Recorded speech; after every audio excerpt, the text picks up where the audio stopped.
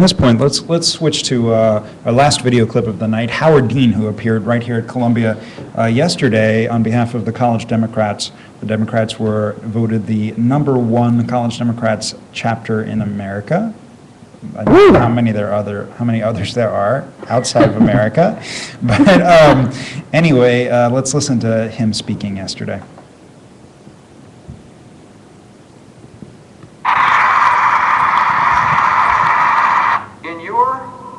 Age group, people under 34 now, because it's 4 years later, there is no difference between black, white, and brown turnout. That is not true in my generation. In your generation, doesn't matter if you're black, white, or brown, the turnout is the same. You see yourselves as a multicultural generation. That isn't not to say that racism is dead and doesn't exist in America, race doesn't matter. But it is to say that your generation regards race and ethnicity differently than we did. And it's incredibly important to the future of the Democratic Party. This is going to be a very close election. We're going to nominate a first. A first, I can't tell you what, a first. It's going to be a hard election when we do that. But subsequently going forth, this country is going to be a democratic country for a long, long time if we do our job and deliver what your generation wants, which is to stop fighting about the things that we don't agree on and start focusing and getting done the things that we do agree on.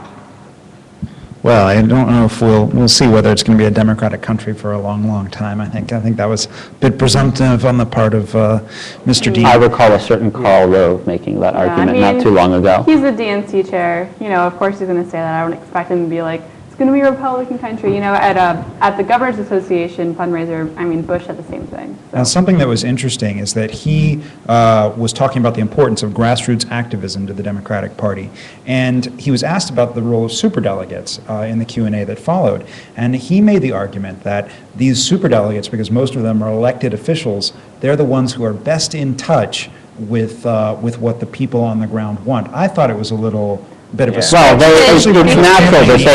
it's natural that they would know better than the people they're representing what those people want. Of course, and they know exactly what they want. Of course, the people on the ground who are voting don't know anything about the people on the ground, so.